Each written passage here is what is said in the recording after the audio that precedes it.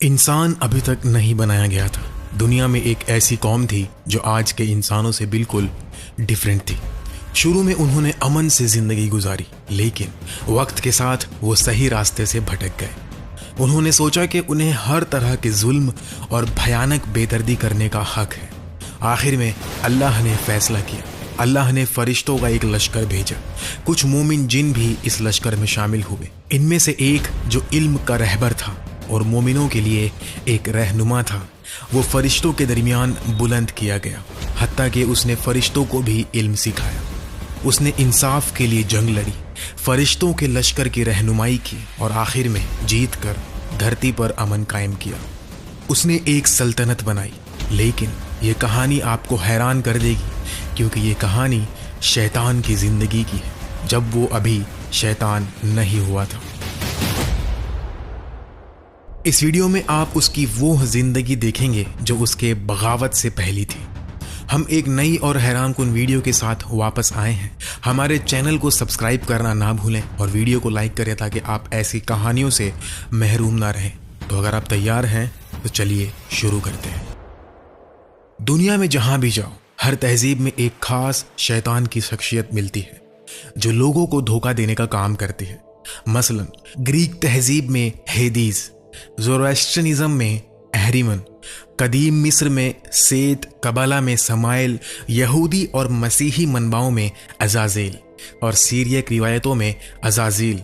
चाहे नाम कुछ भी हो, हर मजहब में एक जैसी शख्सियत नजर आती है। तो ये शख्सियत इतनी आम क्यों है? चलिए वापस जाते हैं इब्तिदाए आफरीनीश के वक्त में। हम उस दौर में दाखिल होने वाले हैं जब अजाज़ील अभी शैतान नहीं बना था, जब वो फरिश्तों के दरमियान था और उन्हें इल्म भी सिखाया करता था। जब अल्लाह ने आदम अलैहिस्सलाम को बनाया, उससे पहले धरती पर एक कौम थी जिसे जान कहा जाता था। जान के बाद अल्लाह ने जिन बनाए, क्योंकि इब्लीस भी जिन में से एक था। हम जान कौम के बारे में इस आयत से जानते हैं। हमने इंसान को सूखी मिट्टी से बनाया जो काली कीर से बनी थी, और उससे पहले हमने जान को बेधुएं वाली आग से बनाया। मसीही और यहूदी मनबाओं में कहा जाता है कि शैतान एक गिरा हुआ फरिश्ता है, मगर इस्लाम में ये बात सच नहीं। शैतान कोई फरिश्ता नहीं, क्योंकि कुरान साफ साफ कहता है कि इब्लीस जिन में से था। और जब हमने फरिश्तों को हुक्म दिया कि आदम को सजदा करो तो सब ने सजदा किया, मगर इब्लीस ने न किया। वो जिन्नात में से था तो अपने परवरदिगार के हुक्म से बाहर हो गया। इब्लीस का मतलब है नाउम्मीद। ये नाम उसे बाद में दिया गया।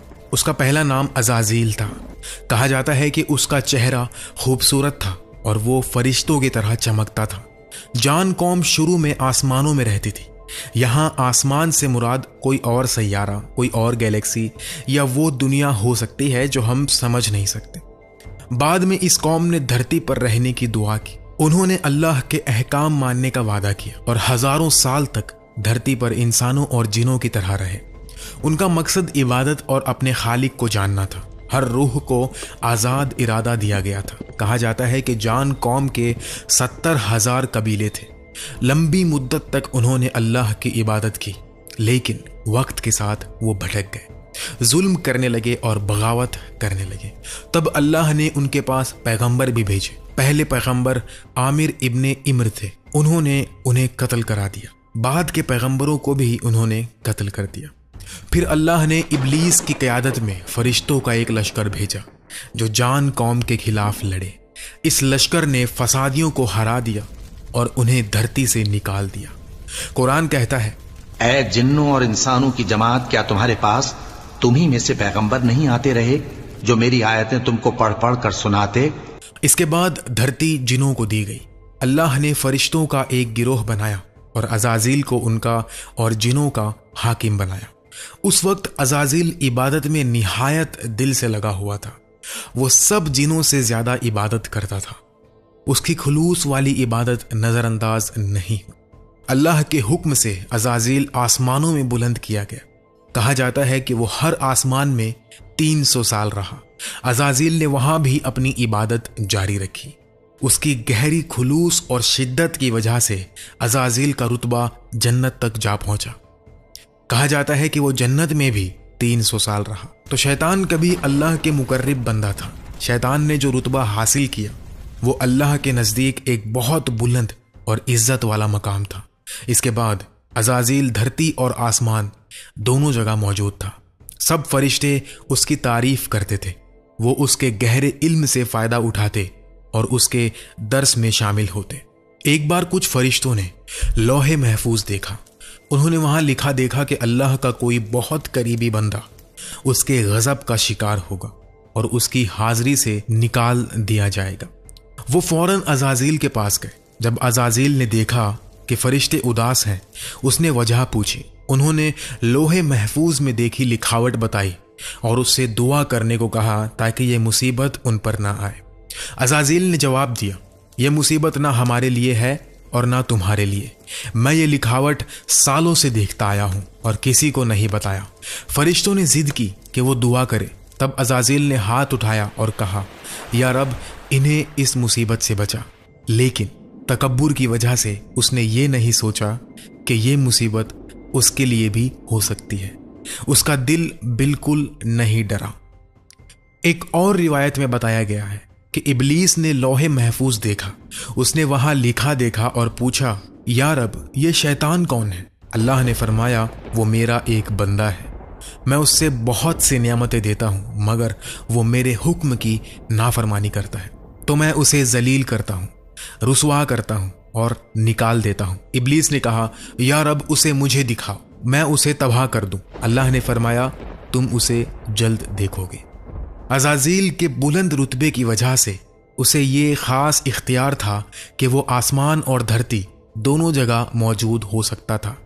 इस खास मकाम ने उसमें तकब्बुर पैदा करना शुरू कर दिया। वो सोचने लगा, मैं जब चाहूं आसमान या धरती पर हो सकता हूं। जिन और फरिश्ते दोनों मेरे हुक्म के नीचे हैं। इस वक्त अज़ाज़ील शैतान बनने लगा था, क्योंकि अल्लाह दिल के राज जानता है। उसने फरिश्तों को अज़ाज़ील के छुपे हुए ख्यालात दिखाने चाहे। इससे हमें एक अहम सबक मिलता है कि इंसान को अपनी इबादत या बुलंद मकाम पर भरोसा नहीं करना चाहिए और कभी तकब्बुर में नहीं पड़ना चाहिए। अल्लाह ने फरिश्तों से कहा, मैं धरती पर एक खलीफा बनाने वाला हूं। उन्होंने कहा, क्या तू इसमें ऐसा शख्स बसाएगा जो फसाद करेंगे और खून बहाएंगे, जबकि हम तेरी हम्द और तकदीस करते हैं। अल्लाह ने फरमाया कि मैं वो जानता हूं जो तुम नहीं जानते।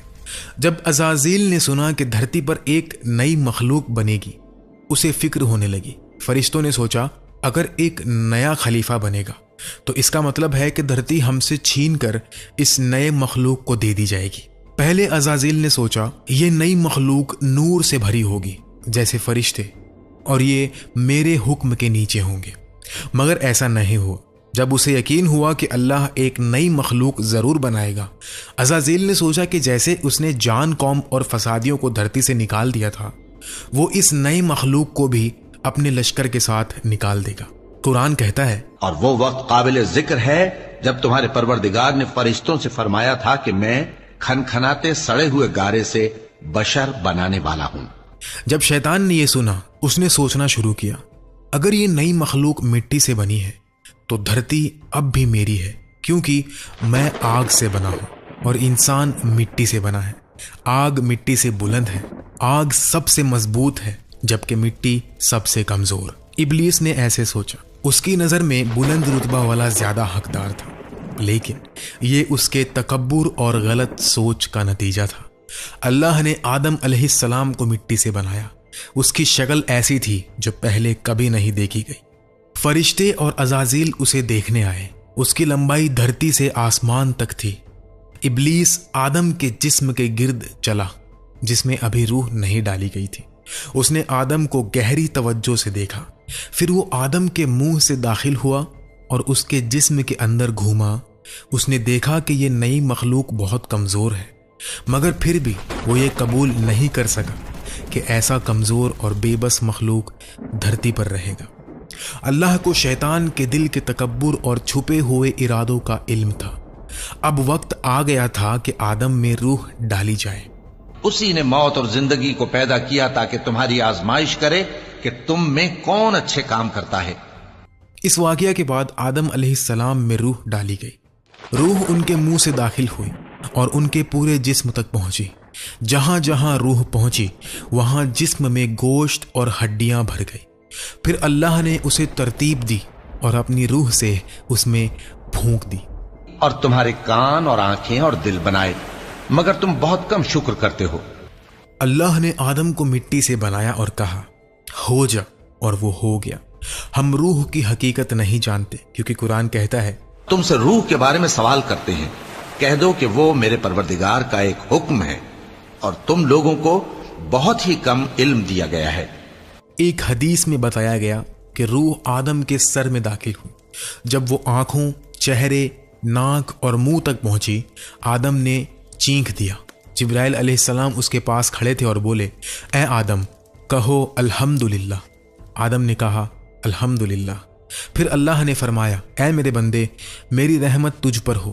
جب روح اس کی آنکھوں تک پہنچی، آدم نے آنکھیں کھولی اور جنت کے پھل دیکھے۔ جب اس نے مختلف پھل دیکھے اسے بھوک لگی اور وہ انہیں فوراً کھانا چاہتے تھے۔ تب جبریل نے کہا اے آدم جلدی مت کرو، جیسے قرآن کہتا ہے انسان ہمیشہ جلدی میں ہوتا ہے۔ عزازیل ابھی بھی شیطان نہیں بنا تھا، فرشتے اس کے اندر کے خیالات سے بے خبر تھے۔ پھر وقت آیا، آدم علیہ السلام عزت کے تخت پر بیٹھے۔ اللہ نے سب فرشتوں کو پکارا، اور جب ہم نے فرشتوں کو حکم دیا کہ آدم کے آگے سجدہ کرو تو وہ سب سجدے میں گر پڑے، مگر شیطان نے انکار کیا اور غرور میں آ کر کافر بن گیا۔ یہ سجدہ آدم علیہ السلام کی عبادت کے لیے نہیں تھا، کیونکہ عبادت صرف اللہ کے لیے ہے۔ یہ مسلمانوں کے کعبے کی طرف رخ کرنے جیسا تھا۔ مقصد اللہ کے حکم کی اطاعت تھا، کیونکہ عزازیل نے سجدہ نہیں کیا، وہ کفار میں شامل ہو گیا۔ پھر اللہ نے اسے عزازیل نہیں ابلیس کہا اور فرمایا اے ابلیس، کیا بات ہے کہ تو نے اس کے آگے سجدہ نہیں کیا جو میں نے اپنے ہاتھ سے بنایا؟ ابلیس نے جواب دیا میں اس انسان کے آگے سجدہ نہیں کروں گا جو تو نے بدبودار سوکھی مٹی سے بنایا۔ تب اللہ نے فرمایا یہاں سے نکل جا، تو ملعون ہے اور میری لعنت تجھ پر ہے قیامت کے دن تک۔ ابلیس اب ہارنے والوں میں شامل ہو گیا تھا اور اس کے لیے نجات کا کوئی راستہ نہیں بچا۔ جب وہ تباہ ہونے والا تھا، ابلیس نے آخری التجا کی، میرے رب مجھے اس دن تک مہلت دے جب لوگ قبر سے اٹھائے جائیں گے۔ اللہ نے فرمایا تجھے ایک مقررہ وقت تک مہلت دی جاتی ہے، قیامت کے دن تک۔ ابلیس نے کہا کیونکہ تو نے مجھے گمراہ کیا، میں تیرے سیدھے راستے پر چلنے والے بندوں کو گمراہ کروں گا۔ میں ان کے سامنے سے، پیچھے سے، دائیں سے اور بائیں سے آؤں گا، اور تو دیکھنا کہ اکثر لوگ ناشکرے ہوں گے۔ اللہ نے فرمایا یہاں سے ذلیل اور ملامت کردہ نکل جا، جو بھی تیرا ساتھ دے گا میں قسم کھاتا ہوں کہ میں جہنم کو تم سب سے بھر دوں گا۔ الطبری کے مطابق اس آیت میں ذلیل اور ملامت کردہ کا مطلب ہے کہ شیطان نے اپنی خوبصورت شکل اور فرشتوں جیسا روپ کھو دیا۔ یہاں ایک بات واضح کرنی ضروری ہے، کچھ لوگ کہتے ہیں کہ شیطان نے اللہ سے بحث کی یا ان سے مقابلہ کیا، مگر یہ بحث نہیں تھی۔ یہاں تم ایک بندے کو دیکھتے ہو جو سوال کیا گیا، اللہ کی حاضری سے نکال دیا گیا اور ذلیل کیا گیا۔ بعد میں آدم علیہ السلام کو جنت کے پھل دیے گئے۔ پھل کھانے کے بعد انہیں نیند آئی۔ جب آدم علیہ السلام سو رہے تھے، اللہ نے حوا علیہ السلام کو ان کی بائیں پسلی سے بنایا۔ لوگوں اپنے پروردگار سے ڈرو جس نے تم کو ایک شخص سے پیدا کیا، یعنی اول اس سے اس کا جوڑا بنایا، پھر ان دونوں سے کثرت سے مرد و عورت پیدا کر کے روئے زمین پر پھیلا دیے۔ اس وقت کے بعد سے آدم اور حوا علیہ السلام کو جنت میں رکھا گیا۔ ان سے کہا گیا جنت میں جہاں چاہو آزادی سے کھاؤ، لیکن اس درخت کے پاس مت جانا۔ مگر آدم علیہ السلام کے امتحان کے حصے کے طور پر ابلیس کو بھی وہاں رہنے کی اجازت دی تھی۔ کچھ وقت بعد ابلیس آدم علیہ السلام کے پاس آیا اور کہا اللہ نے تمہیں اس درخت سے صرف اس لیے منع کیا تاکہ تم فرشتے نہ بنو یا یہاں ہمیشہ نہ رہو۔ پھر اس نے دونوں سے قسم کھائی میں تمہیں سچی صلاح دینے والوں میں سے ہوں۔ شیطان نے دونوں کو دھوکہ دیا۔ پہلے اس نے آدم علیہ السلام سے کہا کہ پھل کھاؤ، لیکن آدم علیہ السلام نے اللہ کی نافرمانی نہیں کی۔ اس نے اللہ سے وعدہ کیا تھا اور درخت سے نہیں کھایا۔ پھر شیطان حوا علیہ السلام کے پاس گیا اور ان کے کان میں باتیں ڈالی۔ حوا نے ایک پھل کھا لیا۔ جب اسے کچھ نہیں ہوا وہ آدم کے پاس گئی और बोली, मैंने खाया और मुझे तो कुछ नहीं हुआ, आप भी खा लो। तब आदम अलैहिस्सलाम अपना वादा भूल गए थे और उन्होंने भी दरख्त से खा लिया। जैसे ही फल उनके गले से उतरा, उनके कपड़े टुकड़ा टुकड़ा होकर गिरने लगे। उनकी शर्मगाह खुल गई और उन्होंने शर्मिंदगी महसूस की। उन्होंने बयान के पत्तों से अपने आप को ढांकने की कोशिश की। इसके बाद अल्लाह ने उन सब को इब्लीस समेत सज़ा के तौर पर धरती पर भेज दिया और फरमाया, नीचे उतर जाओ, तुम में से कुछ एक दूसरे के दुश्मन होंगे, धरती पर तुम्हारे लिए रहने की जगह और एक वक्त तक गुजारा होगा।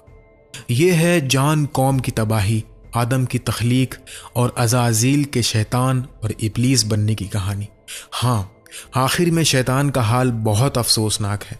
वो एक बुलंद और ख़ास मकाम से सबसे नीचे गिर गया और इब्लीस बन गया। इस वक्त से वो आदम का दोस्त नहीं रहा, क्योंकि उसे मालूम था कि उसे कभी माफ़ नहीं किया जाएगा। उसने इंसानों से गहरी नफ़रत रखी और कसम खाई कि वो उन्हें गुमराह करेगा। इस मकसद के लिए उसने हर तरह के धोखे और जाल को जायज़ समझा। नतीजे में गिरकर इब्लीस बनने के बाद उसने बहुत से जाल बिछाए ताकि दूसरों को अपनी तरफ खींचे, इंसानों को धोखा दे और उन्हें हक से दूर करे।